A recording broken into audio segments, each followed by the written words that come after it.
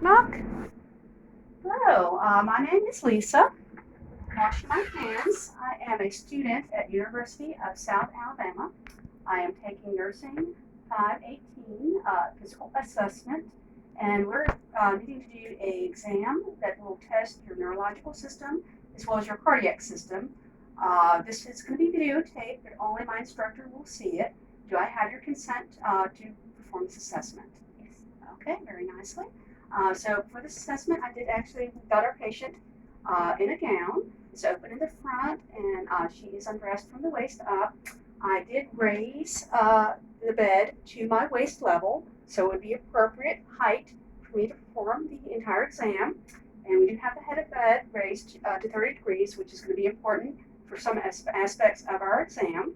So first, I'm just when I saw her dressed before she did put her gown on, I did just see that she was well groomed and appeared to be bathed, and her clothes were washed and not wrinkled. And I do see that her effect is normal effect. She seems calm and cooperative with this exam. Okay, and so after that, I just want to do a little bit of a test on your memory. I would like you to first say the numbers 1 through 6 in order, forward and then backward. 1, 2, 3, 4, 5, 6, 6, 5, 4, 3, 2, 1. Okay, so that was a test of immediate memory, and she performed very well on that. Okay, so next I would like you to tell me a little bit about your appetite and what you ate for your last meal today. Last thing I had was some toast and some yogurt. Okay, very nice. Okay, that is recent memory, and she was able to recall that. Okay, can you tell me what elementary school you went to? Princeville Montessori School. Okay, that is remote memory, and that is something that we can verify, but it sounds like you had the right answer for that. And so next, what I'm going to do is we're going to do a test on what are called your cranial nerves. There are 12 pairs of cranial nerves. And so the first one is the olfactory nerve, cranial nerve 1. I'm going to do a little bit of a test on that. And for that, I want you to close your eyes, and I want you to cover with your finger. The right nostril is fine. And I have something that I'm going to put under your left nostril. You can tell me what you think it smells like. 7. Okay, that is correct. You can do the same with the opposite nostril.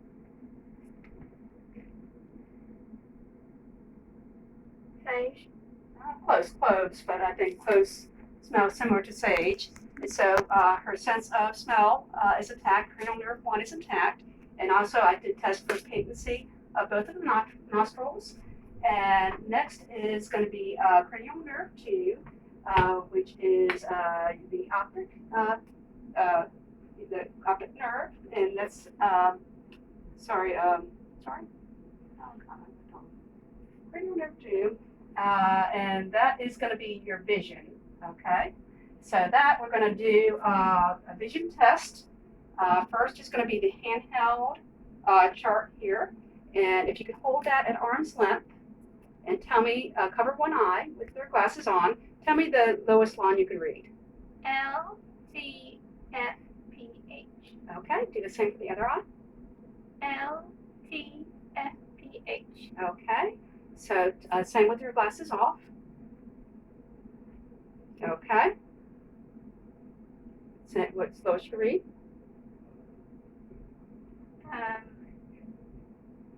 C, F, D, H, J. Okay. We break with the other eye. C, F, D, H, J. Okay, so what we see is that she is 20/20 with her glasses on, and this is near vision, and with her in both eyes, and then in both eyes, she is 20/25 with her glasses off.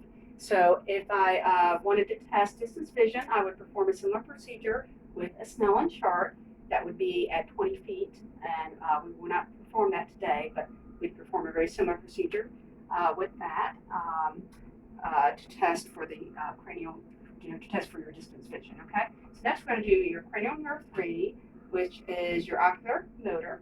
So for that, I would like you to take your glasses off. I'm just going to look at your eyes and look at your pupils. Okay, and then also I want you to look at my pen light as it gets closer. Okay, so what we have there, we're just testing her vision, which her pupils are equal, uh, um, at 3 millimeters each, round and reactive to light. And with the test for accommodation, her eyes were able to accommodate as well. And also with the cranial nerve 3, we have a motor component of that. And so for this, I want you, we have 6 cardinal motions, extraocular motions that we're going to test. I want you to follow the tip of this red object here.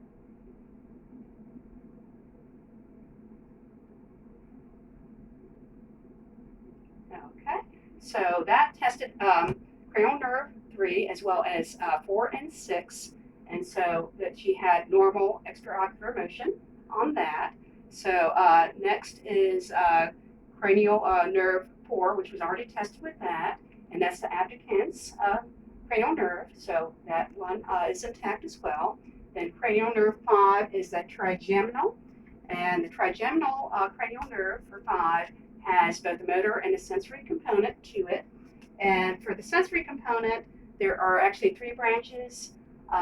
We have the maxilla, the mandibular, the maxilla, and the ocular. So I'm actually going to have you close your eyes, and I want you to tell me when you feel something on your face here. Feel. Feel.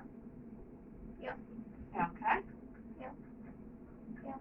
Okay, now I'm also randomly going to test this, and you tell me if it is sharp or dull. Okay, and let's see here. I don't want to do something too sharp, but I'm going to try to be gentle.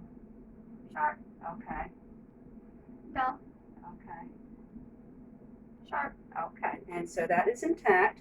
And also this has, let's see, we do have a motor component as well. Let's see, yeah, yeah. Okay, so I want you to open your mouth. Okay, close it. She is able to have proper motor sensation, and she was able to resist, still open her mouth against resistance. Okay, so then also with the stick that I had with a red point, I was able to test cranial nerve 6, which is the abducens. Okay, so next we're going to look at cranial nerve 7, which is the facial. And for that, I want you to smile. I want you to raise your eyebrows. Okay, so that is intact. And then cranial nerve 8 is hearing. Okay, so that one is, I'm going to just whisper in your ear. You tell me what you hear. 69. Okay. 75. Okay, so that one was intact. So then we have cranial nerve 9, which is the glossopharyngeal, and cranial nerve 10, which is the vagus nerve. And so for that, I just want you to swallow. That is normal. I want you to say, Mary had a little lamb. Mary had a little lamb. Okay, so her voice and inflection are normal. Want to look in your mouth. Okay, say ah. So her pharynx is normal on that, so everything is appropriate for that. And so then we have the cranial nerve 11, and so for that one, let's see if I can remember it, but I would like you to shrug your shoulders. Okay, she's able to be able to do that with against resistance. So let's see, that is, her trapezius muscles are appropriate. And then last but not least is the hypoglossal. Okay, and for that one, I want you to open your mouth and have your tongue side to side. Okay, and put your tongue to your cheek. Okay, put your tongue to your cheek. So that all cranial nerves are intact. So that's great. Next thing I'm going to do is lower this bed. If I can. The other one. The other one.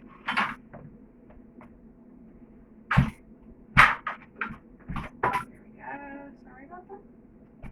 Okay, so this we're going to test your walking a bit. I would like you just to walk to the cushion and then back. Okay, very nice. And then I want you to do what's called tandem walking, which is just one foot in front of the other. Okay, you go back. Okay, that's fine. And you can stop. I know that our patient has a history of cerebral palsy, so that has affected her gait a little bit, especially with the tandem walking. But that would be a finding that you would expect with CP. Okay, so next I want you to still stand up for me, and I would like you to close your eyes, have your hands at your side, and just try not to sway. And we're going to do this for 30 seconds. Okay, very nice. Okay, and so you can go ahead and sit down. And so we were able to do that. She had negative Romberg sign, which is a normal finding. If it were positive, it would be swaying, and that would be an issue with her equilibrium or balance. So she did great with that. Now, I'm going to do a little bit of a sensory test here. Let's see, we're going to get your socks off here. This is the toe. Oh, somebody's here. I'm sorry. Could you put the thing back in the Call bell. The thing Call got light. pulled The call out. light. Sorry, yeah, the call bell, it got pulled out. If you don't mind, I'm sorry. I'm so sorry.